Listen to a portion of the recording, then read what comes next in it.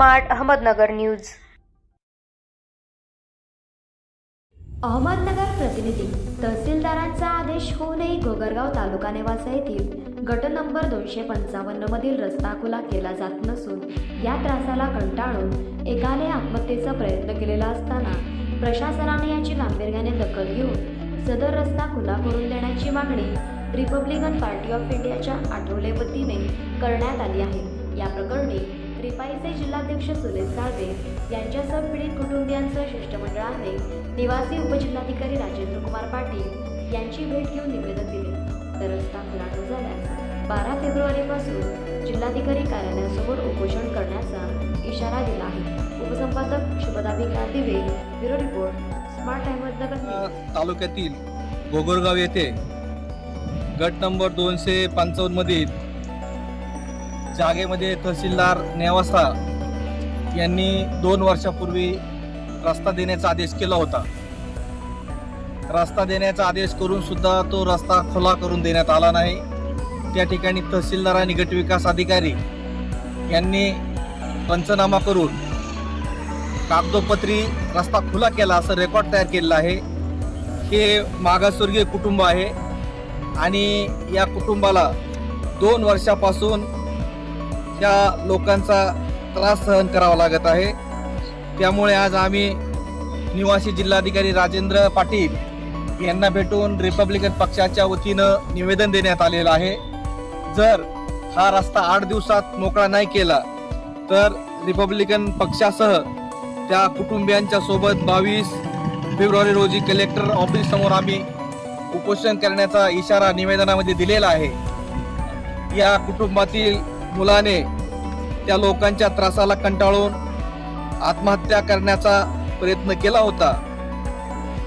किरण अण्णासाहेब कनगरे याने आत्महत्याचा प्रयत्न केला, परंतु आत्महत्यास प्रवृत्त असल्याबाबतचा गुन्हा दाखल पोलिसांनी करून घेतला नाही। नेवासा पोलीस स्टेशनकडून कुठल्याही प्रकारचं सहकार्य होत नाही आणि आमच्या या मागासवर्गीय कुटुंबाला अनेक समस्यांना तोंड द्यावं लागतं। या किरणची आई ही देखील बीपीचं पेशंट आहे।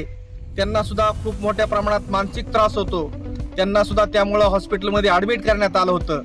जर या लोकांना आमच्या रस्ता नाही दिला तर रिपब्लिकन पक्षाच्या वतीनं या ठिकाणी उपोषण करून मोठ्या प्रमाणात आंदोलन करण्यात येईल आणि सरकारी कामात कामचुकारपणा करणारे, मग ते तहसीलदार असतील, पोलीस निरीक्षक असतील आणि या लोकांनी रस्ता खुला करून घेण्यासाठी SP साहेबांना भेटून 9,000 रुपयाचं चलन वरून पोलीस प्रोटेक्शन घेतलं होतं।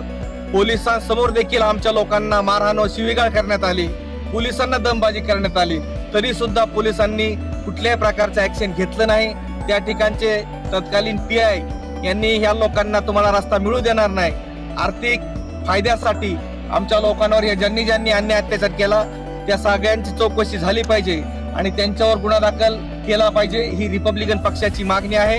आजच्या या कलेक्टर साहेबांच्या भेटीमध्ये रिपब्लिकन पक्षाचे शहर जिल्हाध्यक्ष किरण दाभाडे, युवक जिल्हाध्यक्ष विवेक भिंगारदिवे, नगरचे तालुका अध्यक्ष पैलवान अविनाश भोसले, आमच्या महिला आघाडीच्या जिल्हाध्यक्ष आरतीताई बडेकर, अहमदनगर शहराच्या महिला आघाडीच्या शहर जिल्हाध्यक्ष मायाताई जाधव, त्याचप्रमाणे सतीश साळवे, प्रमोद घोडके आणि सर्व कार्यकर्ते या ठिकाणी मोठ्या संख्येने उपस्थित आहे।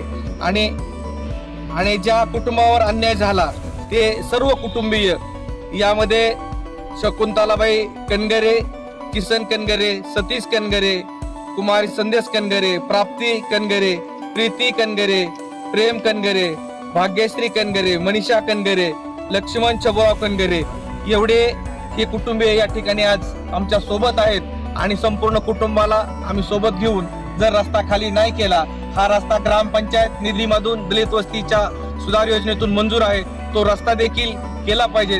त्या ठिकाणी सरपंच आणि ग्रामसेवकांनी जर त्यात हलगर्जीपणा केला त्यांच्यावर कारवाई करावी, ही देखील आम्ही या ठिकाणी मागणी करतो आणि याच ठिकाणी थांबतो। धन्यवाद। जय भीम, जय महाराष्ट्र।